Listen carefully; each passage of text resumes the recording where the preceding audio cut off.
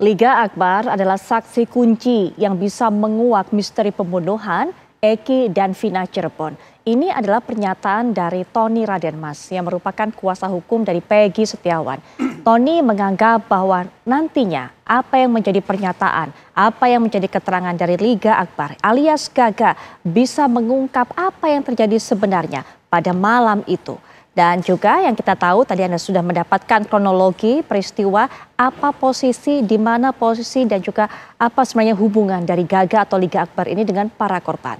Untuk bisa mendapatkan keterangan sebenarnya kami sudah mengundang kuasa hukum dari Liga Akbar bahkan juga Liga Akbarnya untuk bisa memberikan keterangan kepada kami pada malam hari ini. Tapi hingga saat ini Liga Akbar masih belum selesai menjalani proses pemeriksaan yang dilakukan di Mapolda Jawa Barat yang berlangsung sejak sore tadi. Tapi kita akan bahas lebih lanjut. Begitu kuat keyakinan dari pengacara atau kuasa hukum Peggy Setiawan bahwa keterangan Liga Akbar ini bisa menjadi hal yang meringankan Peggy. Seperti apa dampaknya? Nanti kita akan bahas bersama para narasumber, tentunya sudah hadir bersama saya pakar hukum pidana Mas Heri Firmansyah. Assalamualaikum warahmatullahi wabarakatuh. Waalaikumsalam warahmatullahi wabarakatuh Mbak Putri. Baik, dan juga psikolog forensik Mas Reza Indragiri. Assalamualaikum warahmatullahi wabarakatuh. Malam Mas Reza.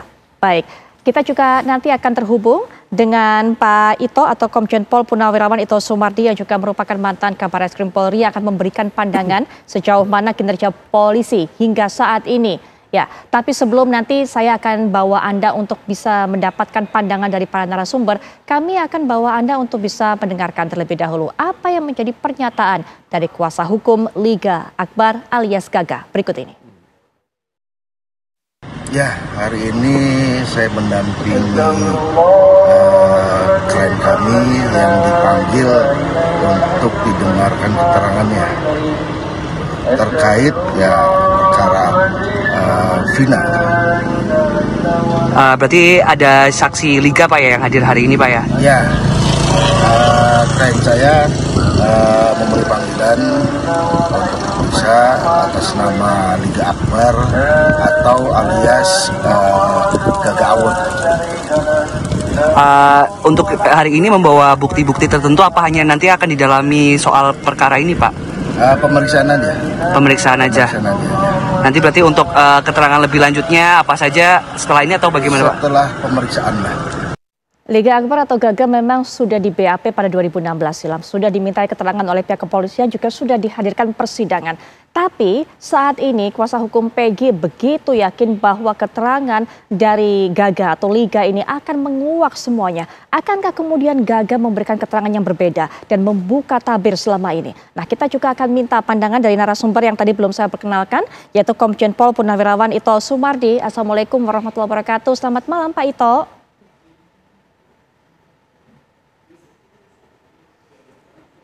Baik, Pak Ito masih belum bisa mendengar suara saya kah? Saya belum bisa mendengar suara Pak Ito. Apa mungkin masih di-mute, Pak Ito? Baik. Sepertinya kami masih punya kendala untuk bisa mendengarkan suara Pak Ito. Nanti kami akan hubungi lagi. Tapi Mas Reza melihat ini upaya dari kuasa hukum Peggy Setiawan untuk bisa terus menghadirkan saksi-saksi yang meringankan Peggy. Salah satunya adalah Liga Akbar. Itu menjadi keyakinan dari kuasa hukumnya. Justru sejak awal saya memandang bahwa salah satu loopholes atau salah satu tanda petik kelemahan dalam proses penegakan hukum atas kasus ini adalah kekhawatiran saya ini terlalu mengandalkan pada mencari pengakuan, membongkar ingatan dan seterusnya. Kenapa saya katakan itu sebagai loopholes? Karena dari sudut pandang psikologi forensik, cara-cara yang diforsir untuk mencari pengakuan, membongkar keterangan dan sejenisnya mengandalkan daya ingat manusia yang notabene sangat mudah terfragmentasi dan terdistorsi. Artinya sangat mudah untuk terpecah-pecah dan sangat mudah pula untuk belok kanan belok kiri. Terlebih peristiwa yang harus diingat-ingat ini berlangsung 8 tahun lalu. Satu. Yang kedua, peristiwa yang harus diingat-ingat dan diceritakan itu sesungguhnya bukan peristiwa yang menyenangkan. Peristiwa yang menakutkan, peristiwa yang mengerikan. Ada warna kekerasan, ada warna penganiayaan. Otak manusia secara otomatis tanpa disuruh pasti akan menjaga kestabilannya dengan cara apa? Tadi mencoba dia pecah belah dan dia belokkan ke sana kemari agar orang si empunya memori itu tidak terus-menerus terhantui oleh kenangan buruk tentang peristiwa kejahatan atau peristiwa kekerasan dan sejenisnya. Baik. Karena itu bagi saya ketimbang memforsir waktu, tenaga untuk sekali lagi mencari pengakuan, membongkar keterangan saksi dan seterusnya, memang lebih tepat kalau kemudian digunakan alat-alat bukti lainnya.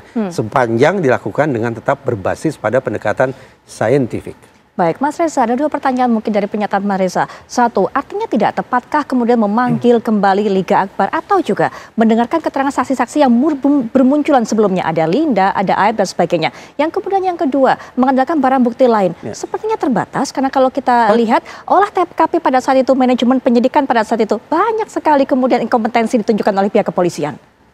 Ada data yang menunjukkan bahwa kasus salah tangkap penyebab utamanya adalah kekeliruan dalam keterangan saksi mata. Itu berada di peringkat pertama. Nah, kalau kemudian kita bicara saksi A, saksi B yang katanya menyaksikan peristiwa itu pada malam hari sekitar jam 10 malam, sekali lagi peristiwanya menakutkan, tempatnya juga gelap dan seterusnya. Izinkan saya untuk menempatkan fase itu, proses semacam itu, metode semacam itu sebagai pendekatan kesekian saja. Oke. Nah, dengan demikian memunculkan diskusi tentang loopholes berikutnya. Misalnya, kenapa tidak dilakukan uji sperma untuk memastikan apakah sudah terjadi perkosaan atau tidak? Pandangan saya adalah sperma memang urusan kedokteran. Tetapi berbicara tentang latar psikis atau kondisi psikis yang mendahului keberadaan sperma, itu urusan psikologi forensik. Nah, pertanyaannya ada 2.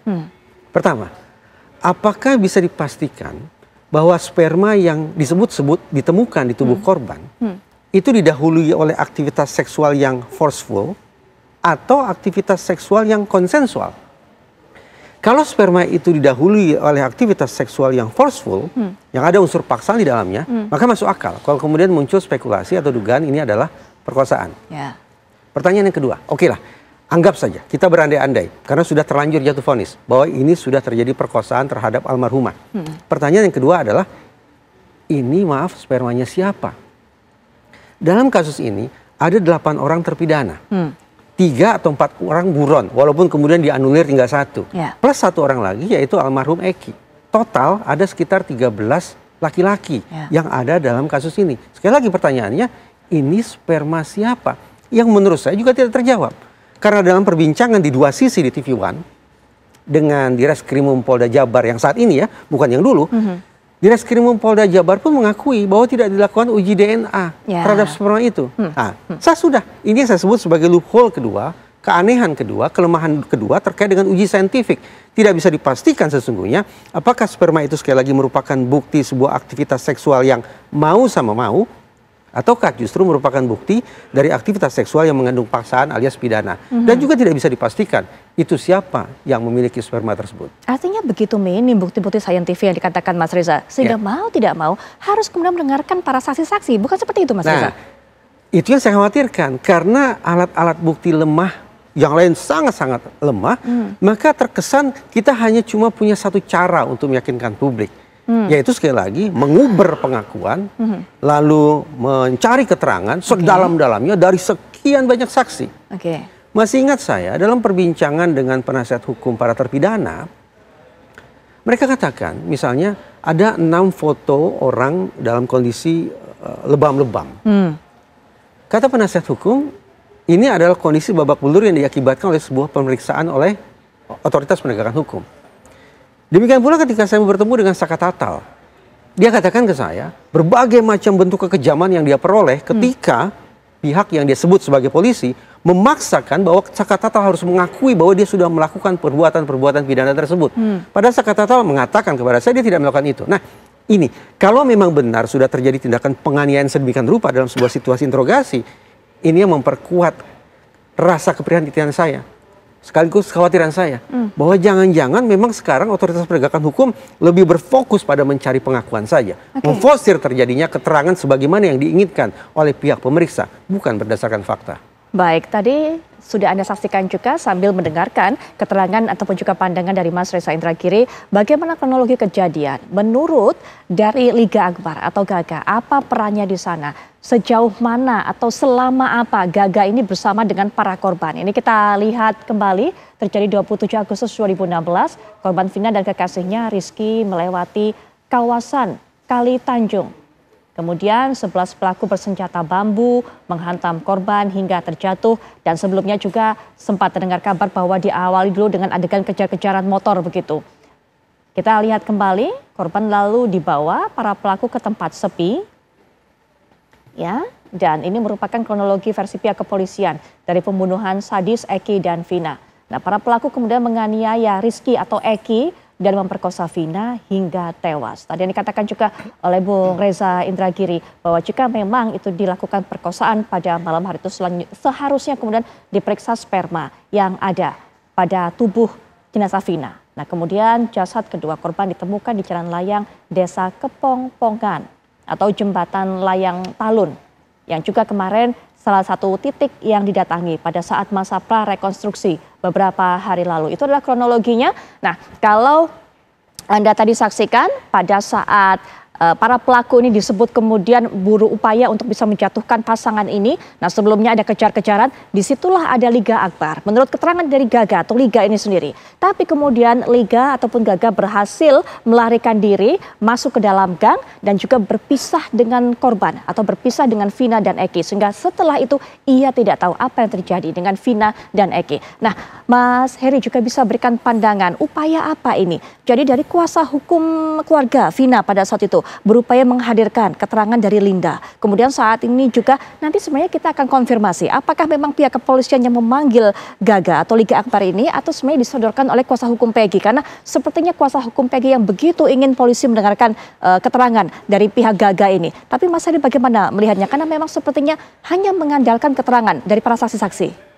Pastinya ada dua hal mengapa orang itu mendorong katakanlah saksi ke dalam satu persoalan hukum, khususnya hukum pidana ya. Satu bisa saja memberatkan atau yang kedua meringankan. Tentunya kalau dalam konteks ini adalah Peggy Setiawan, kemungkinan besar meringankan ya Bang ya. Nah, dalam konteks itu ya, jadi kita akan melihat tujuannya dulu Mbak Putri. Cuman kemudian yang akan kita nilai adalah substansi keterangan berikutnya dari Liga Akbar ya. Karena sebelumnya kan sudah pernah memberikan keterangan di persidangan. Betul. Nah, apakah itu akan mengkonfirmasi bahwa apa yang sudah dia sampaikan di persidangan itu sama persis atau tidak? Nah, yang ketiga menurut saya tahapan yang paling penting dari semuanya itu adalah menguji atau menakar kembali keterangan dari Liga Akbar ini. Begini Mbak Putri, kita buat ini semakin bisa untuk dipahami oleh secara bersama ya. Ketika seorang diajukan sebagai saksi, mungkin dia melihat. Tapi sejauh mana dia detail melihat, itu yang akan digali. Dalam konteks ini, kalau seorang Liga Akbar itu bersama dengan korban pada saat hari kejadian, dan kemudian dia berlari, itu kan pasti ditanya juga, mengapa Anda pergi, pakai apa, kondisi waktu itu gelap atau tidak. Ini kan juga membuktikan bahwa dia melihat dengan tingkat visibilitas yang baik atau tidak. Betul. Jarak antara 10 meter dengan 100 meter itu bisa berbeda Mbak Putri. Nah, bahwa memang terjadi pengejaran ya. Tapi apakah kemudian orang itu yang membunuh dan melakukan tindakan perkosaan, itu masih tanda tanya besar. Betul. Karena yang bersangkutan tidak di tempat kejadian perkara. Nah, jadi menurut saya ini hanya pendulum saja untuk kemudian bisa mencoba mengkaitkan antara satu kegiatan atau peristiwa dengan tindak pidana di ujungnya. Tapi tentunya dia belum bisa dikatakan eyewitness. Kalau hanya sebatas itu ya Mbak Putri ya. Karena dia tidak melihat dengan mata kepalanya sendiri. Bahwa terjadi tindak pidana di depannya dia. Jadi sebenarnya Mas Heri, Mas Reza, jauh Liga Akbar ini dari kemudian bisa kita sebut sebagai saksi kunci. Tapi nanti kita akan bahas lebih lanjut. Kita berikan kesempatan juga kepada Komjen Pol Purnawirawan Ito Sumardi yang sempat juga menjadi Kabar Reskrim untuk bisa memberikan pandangannya, termasuk juga bagaimana kinerja kepolisian hingga saat ini. Assalamualaikum warahmatullahi wabarakatuh. Selamat malam Pak Ito. Selamat malam Mbak Putri. Baik, Pak Ito, melihat ada lagi satu saksi yang dulu pada saat 2016 pernah dimintai keterangannya, dihadirkan ke persidangan, kali ini kembali didatangkan dan bahkan disebut oleh kuasa hukum dari Peggy sebagai saksi kunci. Pak Ito menilainya seperti apa? Gini ya, pertama kita tentu sepakat dulu bahwa saat ini adalah sedang ada proses penyidikan ya terhadap tersangka Peggy Setiawan. Prosikan itu kan definisinya membuat terang suatu perkara. Jadi penyidik akan berusaha mengumpulkan ya fakta-fakta baik keterangan saksi ataupun alat bukti lain untuk bisa meyakinkan apakah tersangka Peggy Setiawan ini layak untuk dilanjutkan penyidikan atau tidak. di dalam proses penyidikan kita mengenal ada namanya SP3, surat perintah di penghentian penyidikan ya, SP3. Kalau memang penyidik merasa bahwa bukti-bukti tidak kuat. Tapi kalau memang kuat, maka diteruskan sampai kita menunggu P21 dari kejaksaan. Nah, tadi yang disampaikan oleh Bang Reza, tentunya kalau kita melihat kasus yang sudah terjadi, kita juga sulit hanya menilai dari kepolisian saja. Karena apakah penuntut umum mau menerima bukti-bukti yang lemah, apalagi yakin, hakim merasa yakin bahwa yang bersangkutan melakukan perbuatan yang betul-betul di luar batas kemanusiaan sehingga memutuskan hukuman yang maksimal. Nah, tentu kita harus melihat secara komprehensif ya. Dan saya meyakini karena saya memang bukan penyidik, berarti apa yang sudah disampaikan penyidik itu adalah sudah menurut jaksa memenuhi unsur-unsur pidana bagaimana yang disangkakan, termasuk hakim. Jadi saya kira kita tidak bisa melihat proses penyidikan yang dulu. Kalau yang sekarang ini kan penyidik sudah diawasi oleh Kompolnas, oleh Komnas HAM, oleh Irwasum, kemudian oleh Propam, ya, dan oleh lembaga lain. Jadi mereka tentunya juga harus berhati-hati. Siapapun juga yang akan diajukan sebagai saksi yang meringankan atau yang memberatkan harus diterima. Apapun juga barang bukti yang diterima, misalnya CCTV, yang sekarang sedang diproses, barangkali menjadi satu petunjuk. Tapi kalau misalnya penyidik menyatakan bahwa atau berkeyakinan itu adalah tidak cukup, maka penyidik tentu harus segera mengeluarkan SP3, membebaskan saudara Peggy Setiawan. Tapi kalau penyidik merasa yakin, maka tentunya penyidik akan terus berkoordinasi dengan kejaksaan, apakah kasus ini, apakah saudara Peggy Setiawan ini layak untuk diteruskan sebagai tersangka atau tidak. Demikian prosesnya, Mbak Putri. Baik, bicara mengenai nama-nama yang sekarang kemudian diajukan oleh kuasa hukum dari Peggy Setiawan untuk meringankan. Kita sudah tahu ada 4 rekan kerja, kemudian juga 1 adik. Nah, Robi yang juga merupakan adik Peggy ini, Pak Ito, diperiksa juga pada hari ini, dan juga salah 1 rekan kerja juga diperiksa oleh pihak kepolisian hari ini, dan mereka ini yang akan mengatakan bahwa pada saat kejadian itu berlangsung, Peggy ini tidak ada di Cirebon, melainkan ada di Kota Bandung. Nah, satu lagi kemudian yang diharapkan bisa menguak kasus adalah yang sempat saya sampaikan tadi, masalah Liga Akbar, yang datang juga diperiksa dan juga dimintai keterangannya. Pak Ito, seperti apa kemudian melihat kesaksian mereka mungkin bisa menjadi sebuah celah yang bisa menguntungkan bagi Peggy Setiawan? Pengalaman saya ya, Mbak Putri, saya kalau menerima sesuatu yang istilahnya keterangan bersifat saat ini, tentunya saya akan kejar terus kedalaman daripada keterangan tersebut. Jadi penyidik tidak mungkin hanya akan mendengarkan apa yang disampaikan. Tentu dia akan mengejar pada saat itu saksinya siapa. Nah, itu memang tugas kita kan, membuat terang satu perkara itu penyidikan. Sampai kita yakin bahwa apa yang disampaikan itu betul-betul merupakan suatu keterangan yang tidak dibuat-buat. Nah, kalau memang keterangan yang ternyata keterangan itu tidak sesuai dengan fakta, ada konsekuensi hukum juga, ya, memberikan keterangan palsu atau merintangi penyidikan. Nah, itu tentunya juga ada konsekuensi. Tapi di sini kan penyidik juga harus hati-hati. Jadi dia akan mendalami keterangan itu, bukan hanya menerima keterangan saja. Tentu nanti akan diurut. Kita kan punya unit-unit di daerah yang akan ngecek. Dan nanti akan disesuaikan apakah keterangan itu betul, ataukah mungkin nanti dikaitkan lagi dengan di daerah-daerah di sana, ditanya orang-orang di sana. Itu pengalaman saya. Jadi tentunya ini harus betul-betul fakta itu bisa dipertanggungjawabkan secara hukum. Demikian, Mbak Putri. Baik, Pak Ito, kita lanjutkan nanti. Dan pemirsa, jika memang keterangannya akan disampaikan oleh Liga Akbar atau Gaga pada pemeriksaan hari ini sama dengan keterangan yang ia sampaikan pada 8 tahun lalu saat kemudian juga dihadirkan persidangan, apakah memang akan bisa menjadi suatu hal yang meringankan Peggy, atau ia akan berbicara mengenai suatu hal yang berbeda pada hari ini? Nanti kita akan dengarkan proses pemeriksaan yang sedang berlangsung. Rekan kami Kurnia Amal akan mengabarkan, tapi setelah jeda kami segera kembali. Seperti yang sudah sempat saya sampaikan sebelum jeda, kita akan mendengarkan laporan dari rekan kami Kurnia Amal yang saat ini berada di Mapolda Jawa Barat untuk memberikan informasi terbaru terkait proses pemeriksaan yang dilakukan pihak kepolisian terhadap Liga Akbar atau Gaga. Berjalan mulai sore tadi, kabarnya hingga saat ini masih juga terus berjalan. Silakan Amal, informasi dari Anda. Ya, selamat malam Putri Viola dan juga pemirsa TV One. Betul sekali, hari ini saksi kunci dari pembunuhan Eki dan juga Vina tahun 2016 yang lalu, Liga Akbar ini memenuhi panggilan Polda Jawa Barat, di mana tadi sekitar pada pukul 13.30 waktu Indonesia bagian Barat, kuasa hukum dari Liga Akbar dan juga Liga Akbar ini hadir di Polda Jawa Barat. Namun untuk pemeriksaannya sendiri terpantau tadi sekitar pukul 4 sore waktu Indonesia bagian Barat. Artinya sudah lebih dari 3 jam proses pemeriksaan ini masih dilakukan dan juga didalami oleh tim penyidik dari Polda Jawa Barat. Adapun pemirsa, selain Liga Akbar, ada 3 saksi lainnya yang diperiksa oleh Polda Jawa Barat. Di antaranya adalah Saka Tatal yang merupakan mantan narapidana dari kasus pembunuhan Vina dan juga Eki pada tahun 2016.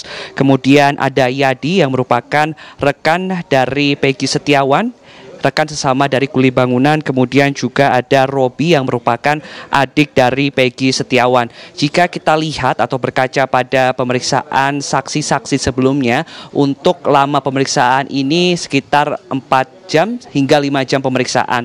Dan untuk saat ini memang saksi Liga Akbar ini masih dalam proses pemeriksaan oleh tim penyidik dari Polda Jawa Barat.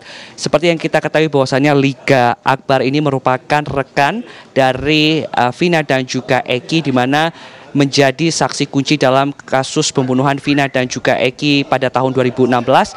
Dan Liga Akbar ini dalam keterangannya ini merupakan saksi kunci, di mana Liga Akbar ini bersama Eki dan juga Vina ketika malam pembunuhan tersebut, di mana Liga Akbar ini berada bersama Eki dan Vina dalam iring-iringan rombongan dan dalam pengejaran geng motor pada malam hari itu. Dan juga Liga Akbar ini sempat berbelok ke sebuah gang sehingga ia selamat.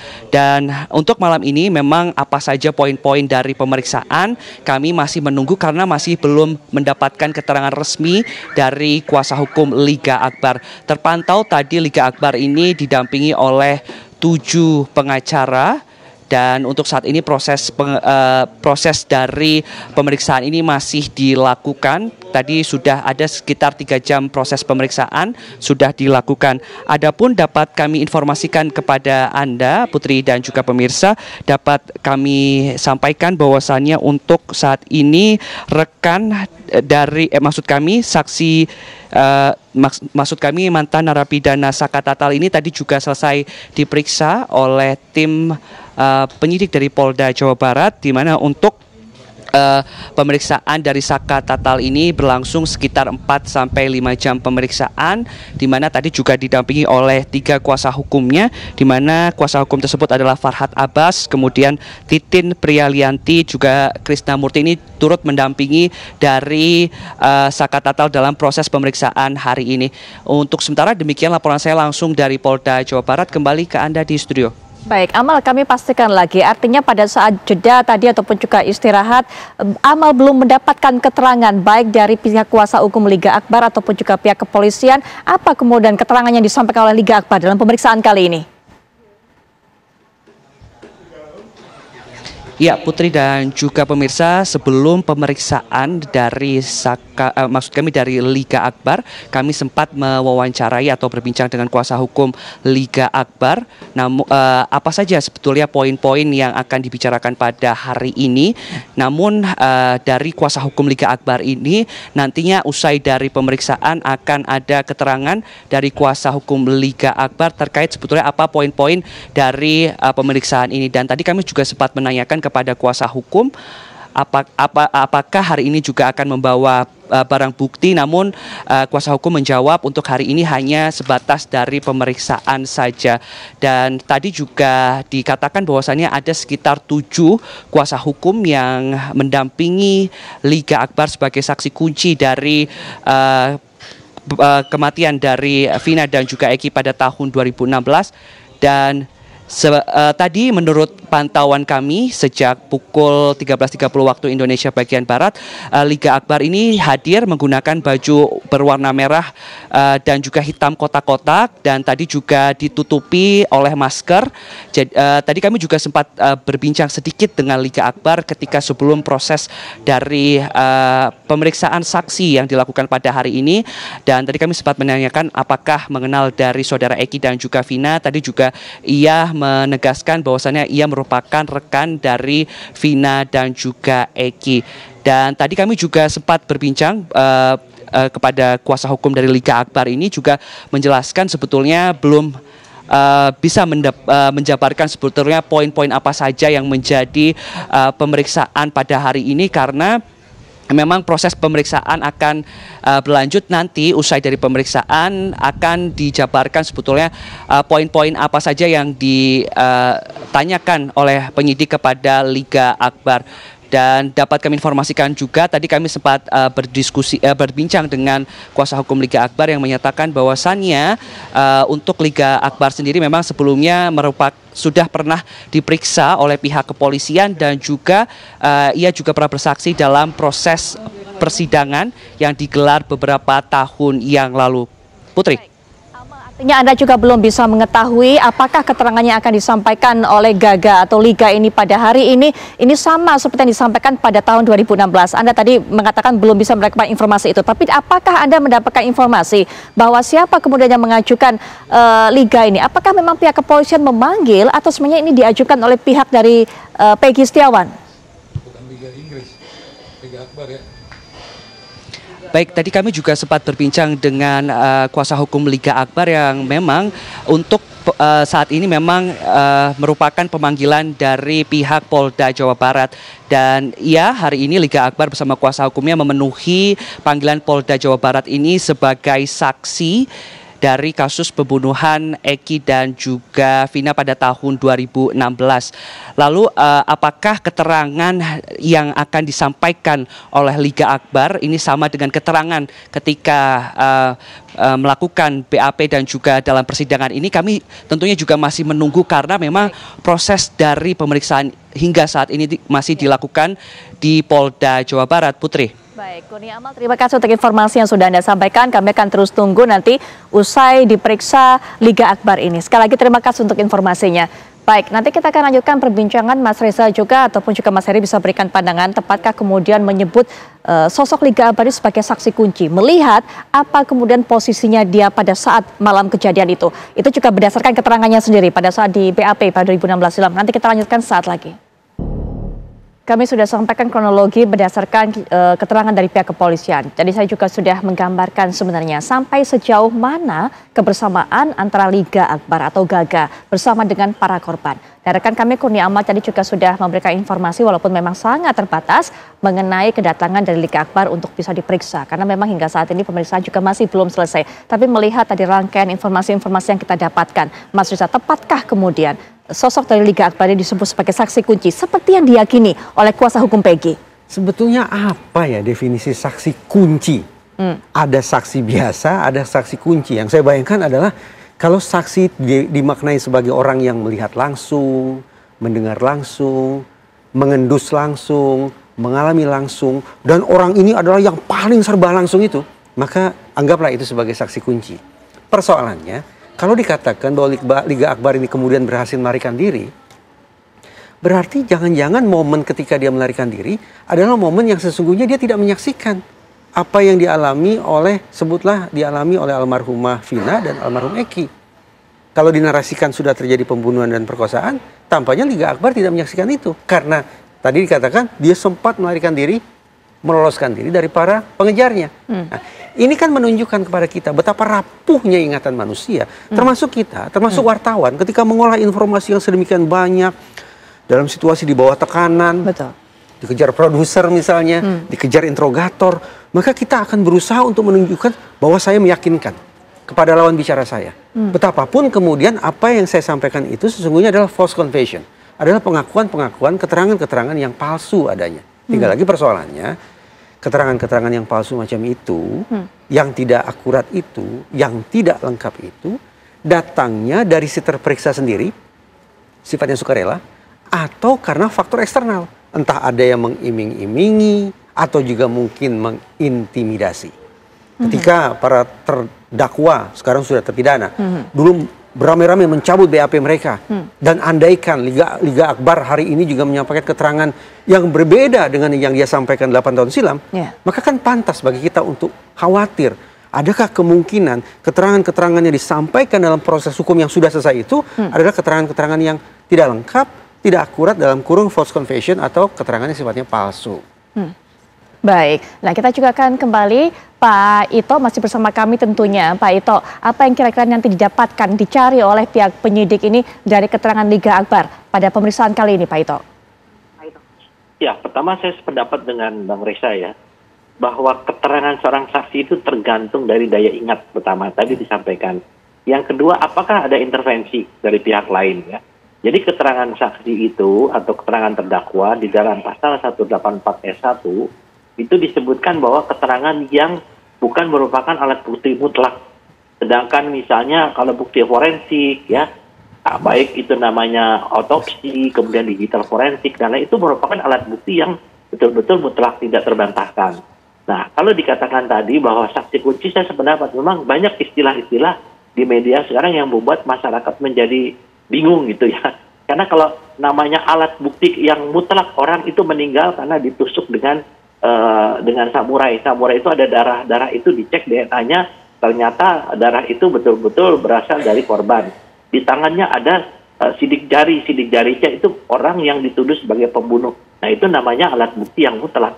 Tapi kalau keterangan saksi ini kan bisa saja namanya, tadi sampaikan Bang Reza, setuju saya ya, apalagi sekarang kan sudah 8 tahun ya, dan mungkin saja ada intervensi, baik ada intimidasi atau diiming-imingi sesuatu, kita nggak tahu. Nah, disinilah sekarang Polda Jabar dengan penyidiknya ini sekarang sedang bekerja keras.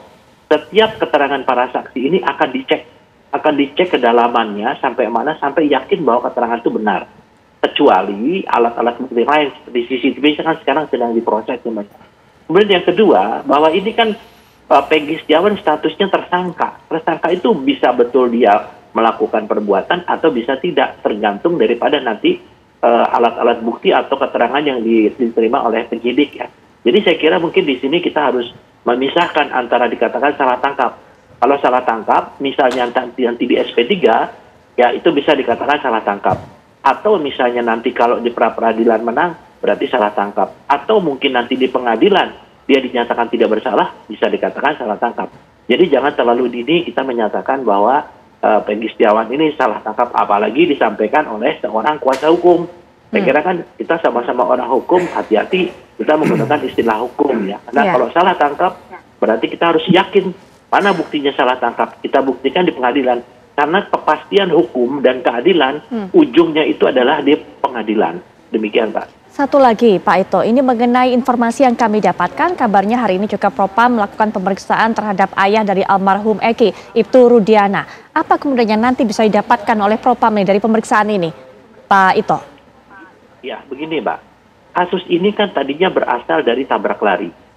Sebagai seorang ayah ya yang tahu anaknya meninggal, kemudian mengajukan ekshumasi atau penggalian jenazah, sehingga kemudian dilakukan otopsi kedua yang ditemukan penyebab kematian anaknya. Nah, tentunya kan ayah ini akan berusaha mencari siapa pembunuh anaknya. Nah, ini kan akan menjadi bahan juga bahwa keterangan dari ayahnya korban ini pun akan menjadi bahan ya. Apakah memang ayahnya korban ini telah melakukan pelanggaran kode etik ya atau tidak? Sekarang kan kalau kita sendiri, kita juga tentunya harus berempati dengan korban ya. Karena selamanya yang dibicarakan adalah pelaku saja. Korban-korban itu juga kan menginginkan keadilan, termasuk ayahnya Eki. Kalau itu menyangkut saya, menyangkut mungkin Bang Reza atau Mbak Putri, tentu kita akan tidak terima.